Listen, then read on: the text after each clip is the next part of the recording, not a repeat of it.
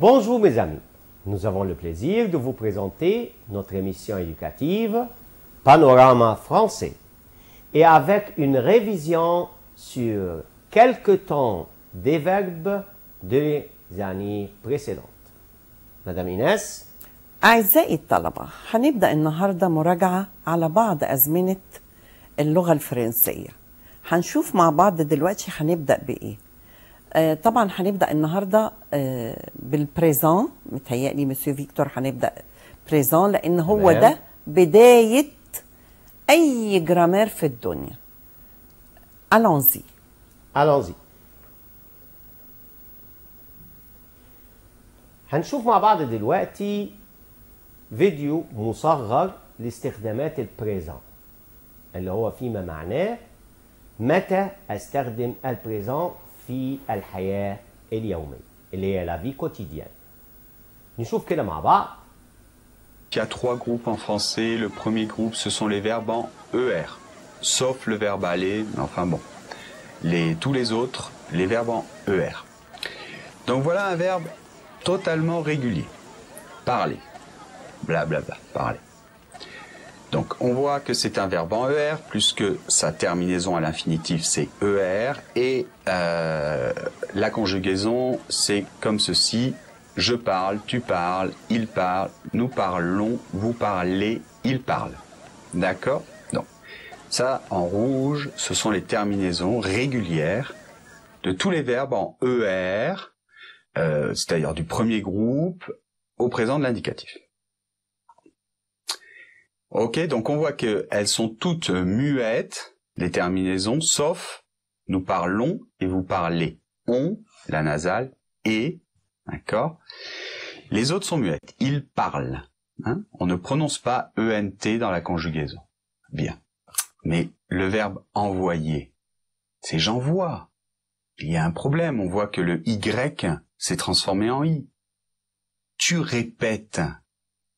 On voit qu'il y a un changement au niveau de l'accent. Il appelle. Il y a deux L, mais l'infinitif, un seul L. Nous mangeons, il y a un E qui apparaît. Nous commençons, une cédille.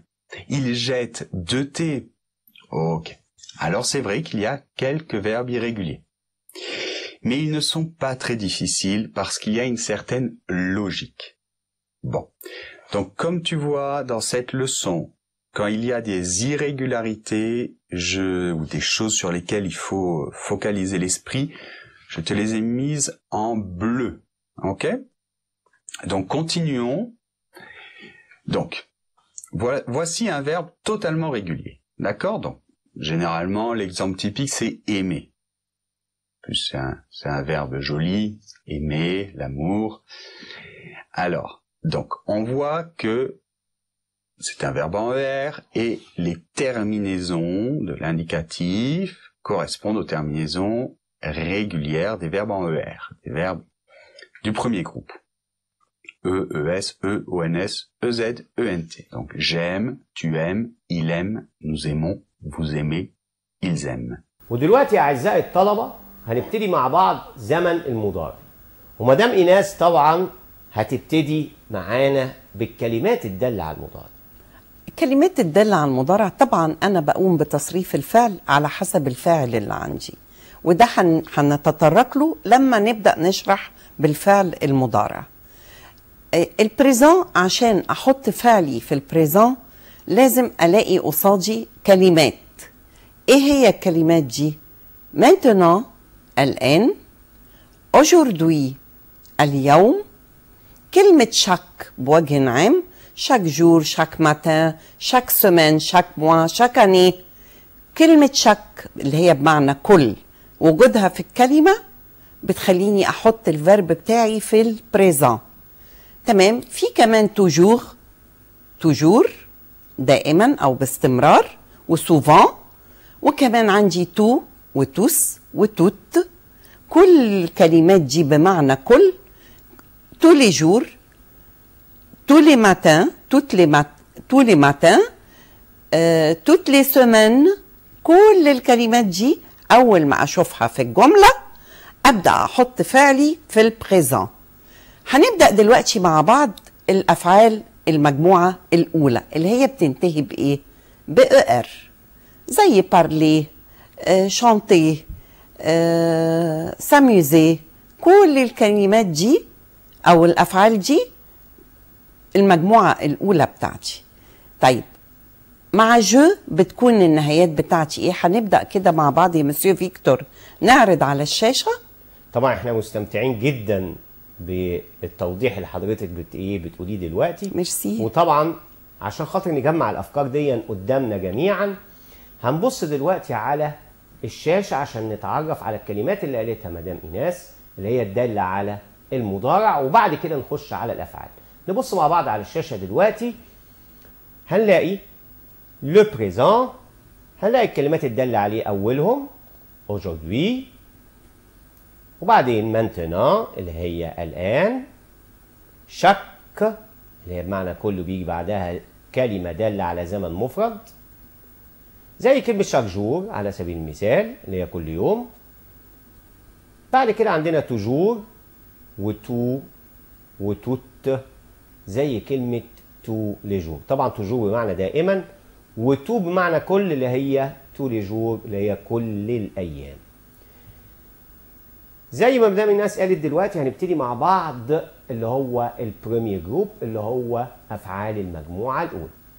مدام ايناس دلوقتي حضرتك قلت لنا بعض الافعال. انا هنتكلم على فيرب ايمي وفيرب ترافايي وفيرب بورتي، ودي الافعال العاديه الطبيعيه تماما اللي هي بقوم بحذف الار واضيف النهايات على حسب الفاعل.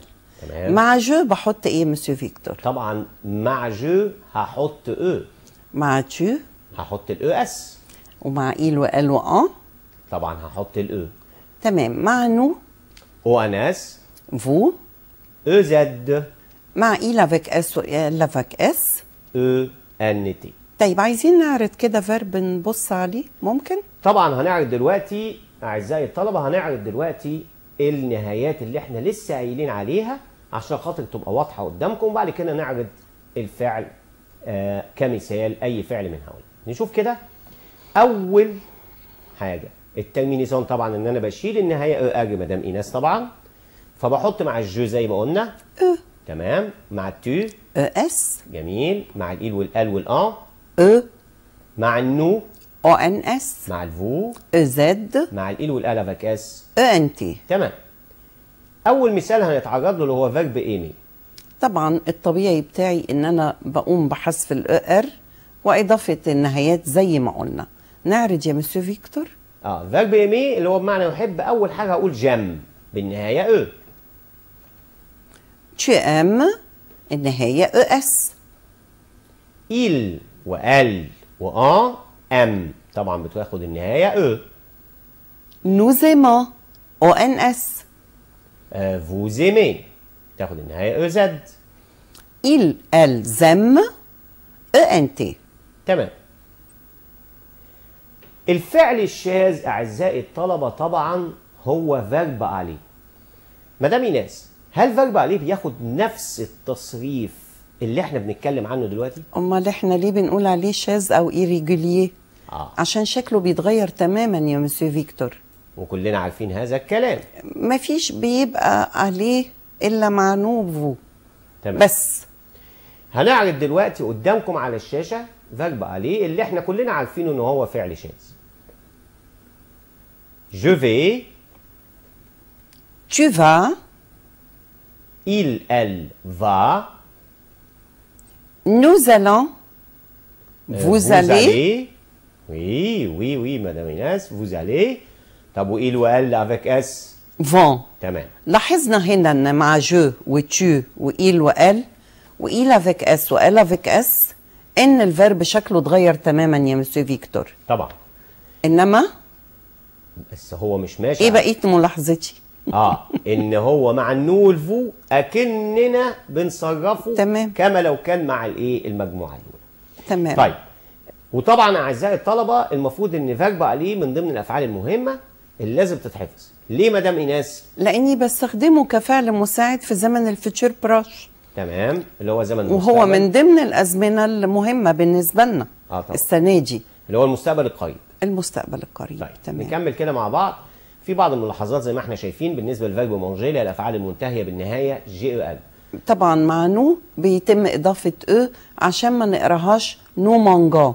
تمام. لازم اقول نو مانجان، بتبقى النهايه او ان اس. يبقى ناخد بالنا الافعال المنتهيه بالنهايه جي او ال بضيف الاو قبل النهايه او ان اس مع النو. طيب عندنا لي فيرب افيك ايجراك او ال، الافعال المنتهيه بالايه بالنهايه ايجراك او ال. تمام. ديا الايجراك بيحصل فيها ايه؟ الايجراك بتتقلب لاي تمام مع كل الضمائر ما عدا نوفو. تمام. هو ده اللي احنا عايزينه. تمام. الايجراك تحول الى ايه في جميع الايه الضمائر ما عدا نوفو. عشان كده انا كاتب ايجراك تحول الى ايه مع الجو والتي والايل والال والايل والال افاكاس. تمام. وده ظاهر قدامنا دلوقتي على او يظهر قدامنا دلوقتي على الشاشه. تمام. لفيرب افيك ايجراك او ار الايجراك بتتحول لاي مع جو وتشو وايل وال وايل افيك اس وال افيك اس، انما مع نوفو مفيش التغيير ده. اول مثال اتعرضنا له دلوقتي اللي هو فيرب اسيي يعني يحاول. يحاول او يقيس. تمام. ها جيسي الايجراك بقت اي. tu essaies il essaie. عايزه اقول هنا حته صغيره قوي ان النهايات هنا هي اس انما اللي اتغير عندي حاجه واحده فقط الايجراك. تمام. نرجع تاني مع نو زيسيان. عشان كده انا وقفت قدامها لان الايجراك لازم ترجع في مكان. انا كنت حابه بس انوه. ماشي. وفوز اسيي برضه ابقيت على الايجراك وفي النهايه il وال اسي رجعت الاي مكان الايجراك. يبقى هرجع اعيد المعلومه، الايجراك بتتحول لاي مع جميع الضمائر ما عدا نو وفو، تبقى كما هي ايجراك.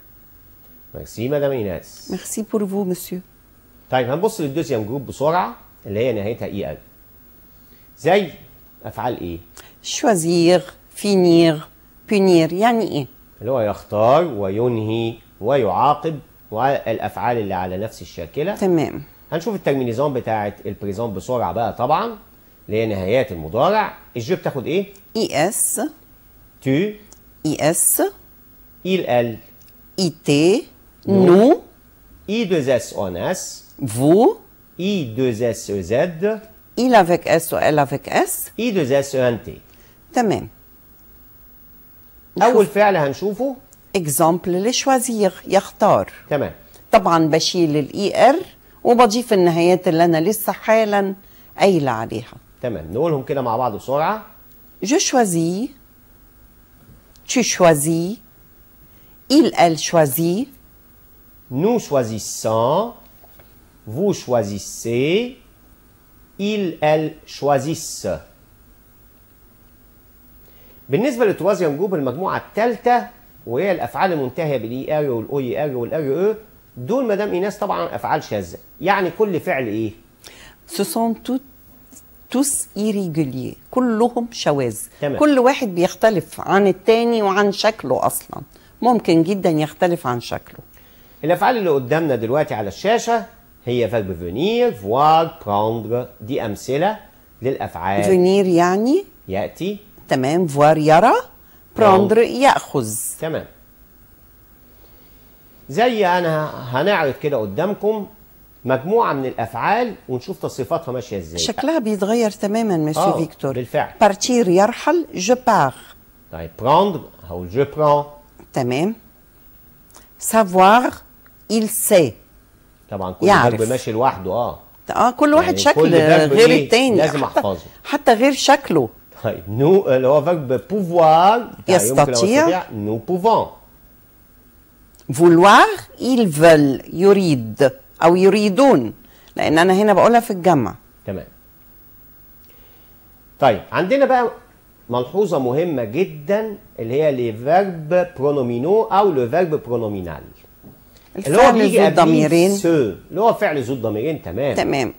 هي السو اساسا مدام ايناس بتعود على كضمير مفعول بيعود على الفاعل. تمام بالظبط. مع جو بتبقى مو.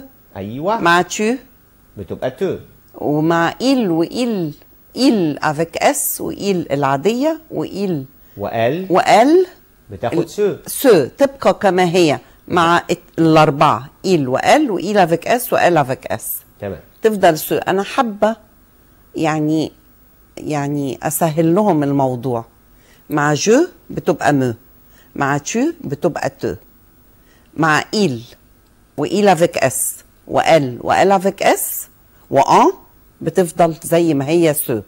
تمام. كمل بقى يا مسيو فيكتور. طبعا النو بتفضل زي ما هي نو، والفو بتفضل زي ما هي فو. بالظبط، والفيرب بيتصرف عادي. دلوقتي هنشوف على الشاشة مع بعض الأفعال أو أمثلة للأفعال ذات الضميرين، اللي هي هنشوف لو فيرب برونومينال. شكله ببساطة زي ما هنشوف دلوقتي سو بلس انفينيتيف، اللي هي سو ومعاها الانفينيتيف. زي عندنا أمثلة se lever، se laver وسابلي.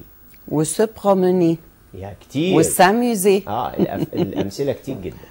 طيب نشوف دلوقتي التصريفات بتاعت هذه الأفعال. هنبتدي التحويلات بتاعت سو اللي لسه قايلينها. جو بقت ايه؟ مو. بتاخد معاها مو. tu te il elle ce nous nous vous vous il elle. ce زي ما هي، زي ما قلت لكم زي ما وانا قلناها بتكلم. طيب بسرعة أول فيرب هنتعرض له هو فيرب se lever. Je me lève. Tu te lèves. Il elle se lève. Nous nous levons. Vous vous levez. Il elle se lève. طيب دلوقتي جه ميعادنا مع مراجعة على الإيميل والسوجي. طبعا احنا أخدناهم قبل كده. مدام إيناس، طبعا في مواضيع كتيرة تعرضنا لها في الصف الأول والصف الثاني. من ضمنها سبور،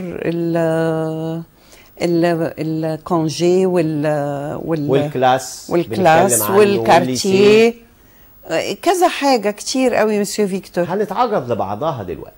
تمام. وبرضه نعمل تذكرة كده سريعة على الإيميل برضه، ولا نخلينا في السوجي وبعدين ننقل على الإيميل؟ لا، أنا أفضل الإيميل نقوله كده هو على اعتبار إيه؟ إن إحنا عايز ألفت نظر الطالب إن الإيميل يا جماعة عبارة عن مجموعة من 3 أسئلة موجودة عندي. طبعا مدام إيناس إحنا بنجاوب على الأسئلة دي. تمام. كل سؤال بلاقيه قصادي بقرا كويس قوي وباخد منه وبجاوب.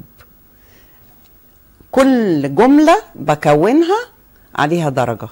تمام. كل جملة اوعى تسيب من انك انت الجزئية بتاعت السؤال. يعني où passes-tu tes vacances؟ je passe mes vacances مثلا à Alexandrie. تمام. لازم اخد من السؤال يا مسيو فيكتور احط في الإجابة. تمام. عشان اكسب درجتي كاملة مكملة تماما. طبعا احنا مش عايزين نضيع اي درجات. اكيد. طبعا هنشوف دلوقتي قدامنا على الشاشة، هنشوف اول مراجعة على الايميل. هنبص كده مع بعض. اول مثال عندنا اللي هو répond à semaine. Bonjour. Qu'est-ce que tu aimes au lycée؟ أجي السؤال الأول، ماذا تحب في الليسيه؟ لازم أخد منه وأحط في الإجابة. السؤال التاني Et qu'est-ce que tu n'aimes pas؟ وبتحبش إيه؟ نبدأ نشوف. أول حاجة طبعا لما أجي أجاوب j'aime mes professeurs et mes camarades. طبعا ده شيء طبيعي، بحب المدرسين بتوعي. Qu'est-ce que tu aimes au lycée؟ J'aime les professeurs et mes camarades. ده شيء طبيعي. وايه كمان؟ ايه اللي ما بحبوش بقى؟ je n'aime pas les maths. هو وجهة نظري انا الشخصيه، انا ما بحبش الرياضيات. moi aussi je n'aime pas les maths. طيب طبعا قدامنا لا salle de classe. le professeur. ah oui le professeur المدرس. l'élève الطالب. l'élève التلميذ فعلا. la fenêtre. الشباك، نافذة. La La porte. La porte. الباب. Oui. Ah, le mur. الحائط.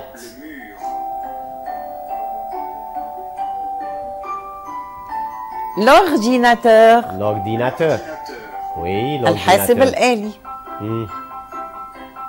La lampe. La lampe.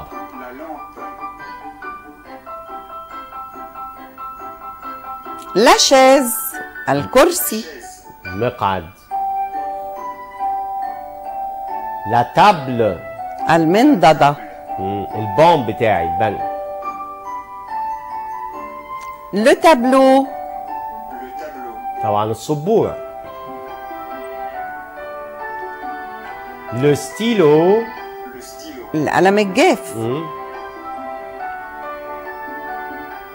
Le crayon. القلم الرصاص. Le crayon. La gomme. الماحية أو الأستيكة. La trousse. المقلمة.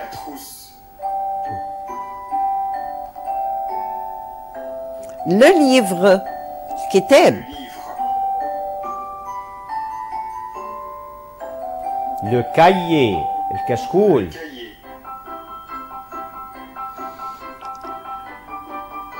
La feuille de papier. الورقة. Le classeur. Le classeur. حافظة الأوراق. Ah. Le dictionnaire. Ah oui. اللي هو إيه مسيو؟ القاموس. تمام. Le cartable. حقيبة شنطة المدرسة. Le cartable. les devoirs.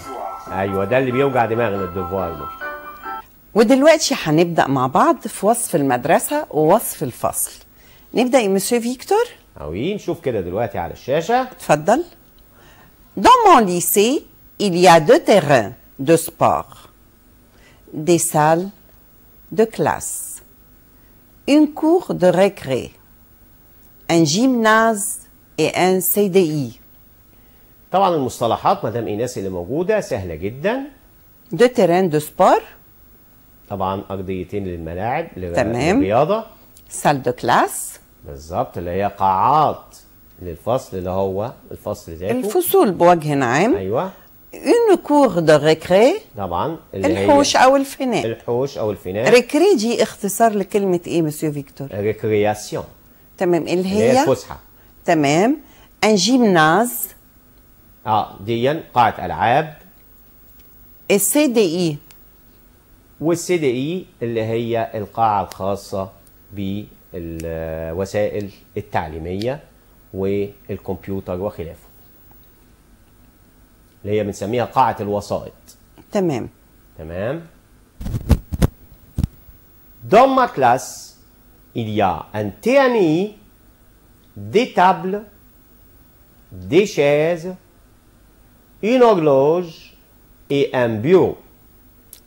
طبعا ممكن اتكلم مسيو فيكتور هقول dans ma classe في الفصل بتاعي il y a un TNI. كلمة دي غريبة على الناس بس طبعا. احنا مش غريبة علينا. هي معروفة اللي هي التابلو الذكي. أيوة. السبورة الذكية التفاعلية. دي تابل اللي هي طبعا الترابيزات اللي احنا اللي بنقعد عليها. دي شاز يعني دي شاز اللي هي المقاعد.